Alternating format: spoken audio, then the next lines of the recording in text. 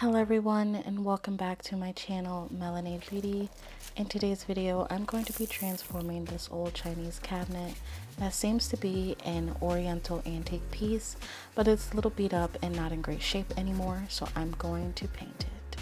I'm starting by scrubbing this entire piece down with some regular Dawn dish soap and hot water, and then I wipe that with a towel and go back in with a distilled vinegar solution to make sure everything is nice and sanitized and degreased.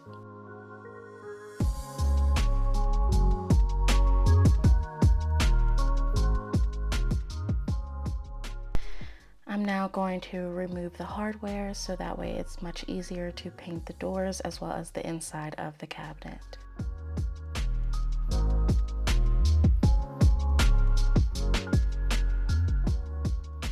Now before I begin to prime and paint this piece, I have to repair this damaged corner. I'm going to be using the body filler solution by Bondo, and I'm just going to mix the two-part solution together right on top of the cap and smooth out this corner to make it a solid piece again. Once it's completely dry, I go in with a sanding block and smooth everything out to complete a smooth surface. Now I am ready to prime. For this particular piece, I will not be sanding, mostly because I'm working on it indoors, but also because I'm using the Zinsser Bin Shellac Primer, which sometimes requires no sanding prep. However, I still recommend sanding your piece before this step.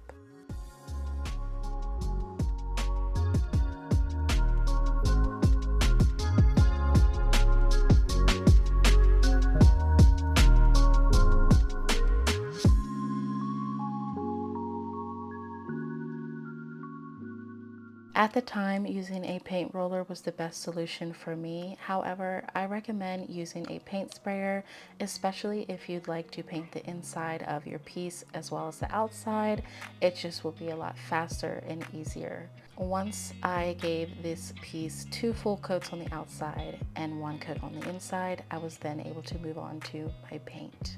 I wanted to try a bit of a bold color for this piece, so I chose the Hollow Hill paint by Country Chic Paint. You guys know I love my neutrals, but this color is stunning as well.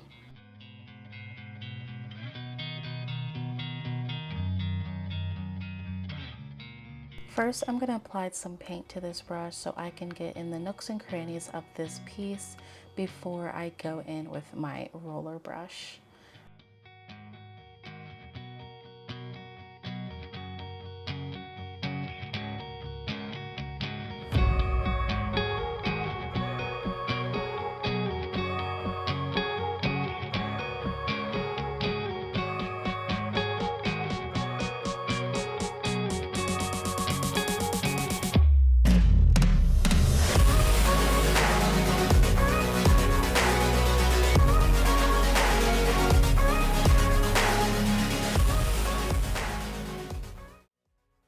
I applied 2 full coats of paint and let it dry before I went in with my clear gloss polyacrylic by Minwax.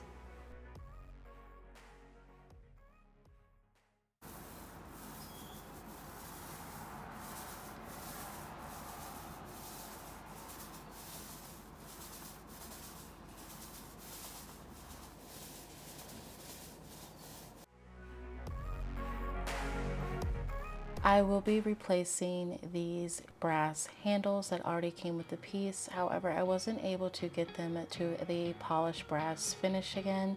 So I'm just going to go in with some primer and spray paint them over with some metallic gold spray paint.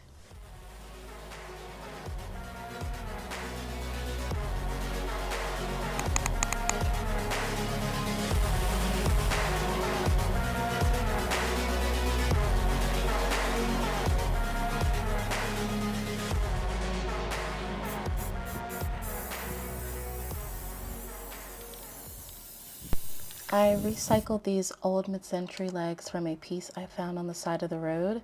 The piece was beat up, but the legs are still in great shape. I just have to make them a little bit more new and fresh again. So I'm going to be taping off the brass caps and painting them in this gold shiny metallic paint. I'm also going to be sanding and staining them a little bit later. Now that my piece is completely dry, I'm going to replace my hardware, including the door handles and door hinges.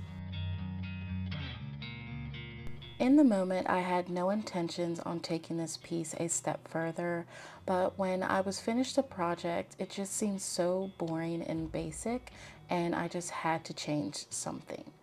I found inspiration from these few pieces using furniture transfers, which were very expensive when I tried to purchase them and they wouldn't get here on time. So then I immediately thought, oh, I want to do like a cute butterfly cabinet, something boho, and I just looked it up in Google to see if I was onto something, and I definitely was.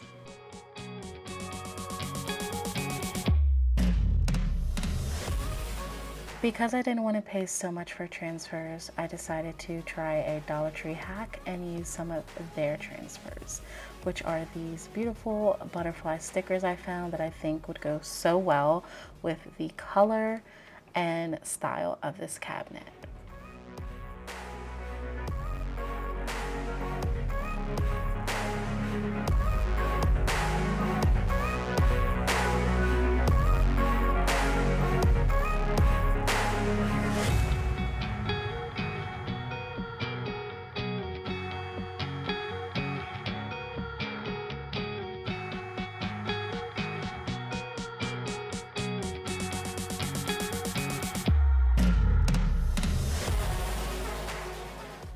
Once I had my design the way I wanted, I went back in with my clear gloss polyacrylic to seal everything up.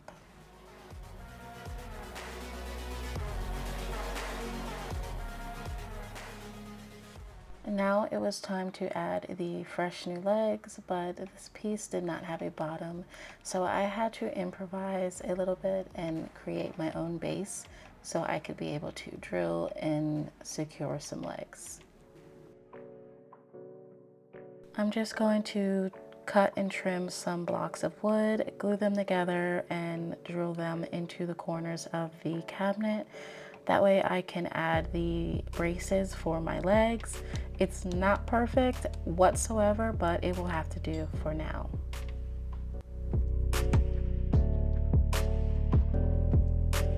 I'm going to sand these legs down to a nice smooth finish so I can apply my faux stain. I'm creating a faux stain using some brown and black paint. The vision I had for this piece needed walnut stain legs. I just didn't want to go out and spend money on a can of walnut stain. So I created this alternative hack and it's very effective. I've seen people use it before. And I'm also going to be styling this piece almost like an opal house piece. That's just the vibe it gave me after it was complete, and I'm so in love with how it turned out.